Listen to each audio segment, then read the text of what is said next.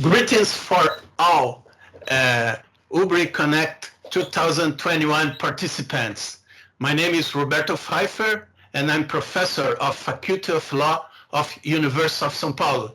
It's a great honor to be here, and I would like to congratulate Lauren and UBRI team for this extraordinary event.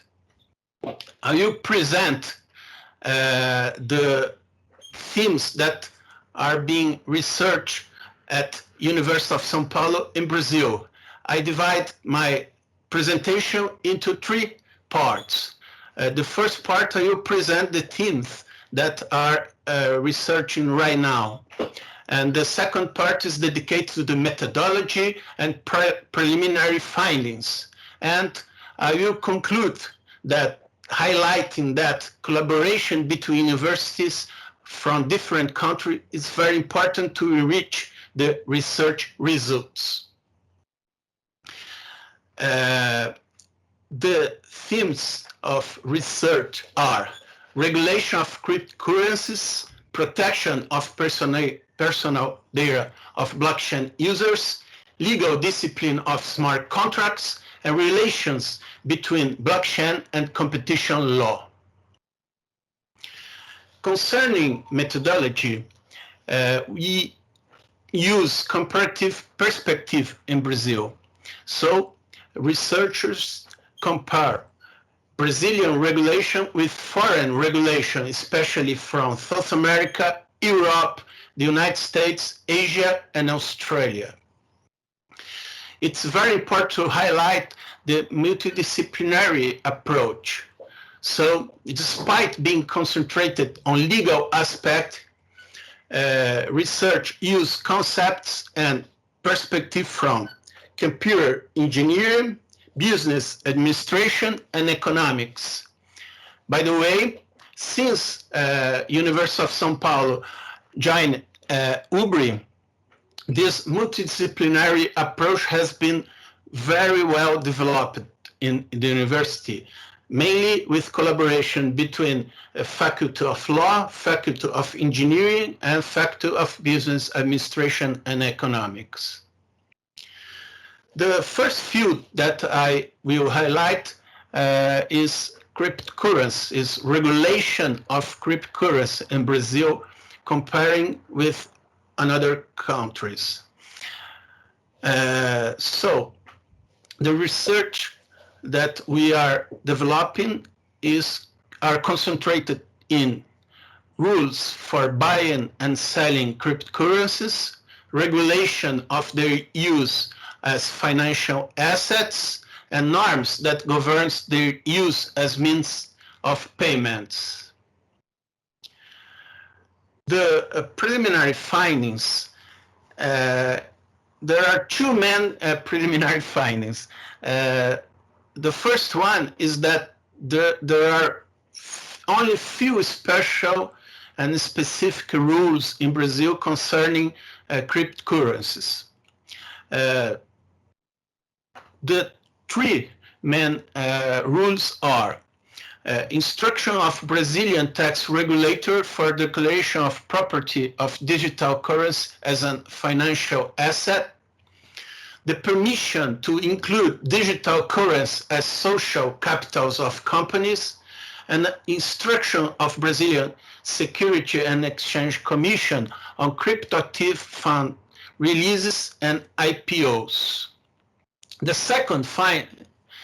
second conclusion is that there is a need to interpret and apply ordinary rules with the interpretation to the specifics of cryptocurrency, but there is no special rules. We have to interpret the ordinary rules to the use of cryptocurrency as means of payment, the purchase and sale of cryptocurrency with and without brokerage intermediation, and protections of buyers and investors in cryptocurrency. And yesterday we saw a very good panel concerning investment in cryptocurrency, and one mean to develop investments is to bring a more security, more legal security. So it's very important to develop special rules to investment in cryptocurrencies. The second theme concerning with smart contracts. The findings, the preliminary findings of the research are very similar with the previous one because there aren't special rules to smart contracts as well to cryptocurrencies. So there is still a need to interpretation and adaptation of ordinary rules to some fields that are very conflictual between the contracting parts, like terms and conditions recorded in code, liability of distributed network that executes contracts, and problems with errors of automatically validation without third parts. The third theme is concerning data protection rules and blockchain. The preliminary finds is that we need to obey privacy and data security requirements imposed by law on the development of platforms using blockchain technology, as well as in the activities of Fintechs. And there is specific rules for automatic use of data that, of course, the platforms that use blockchain technology develop as well as an automated use with the data. So this is a room for an interdisciplinary approach and a strong collaboration between computer engineers and experts in data protection law. And the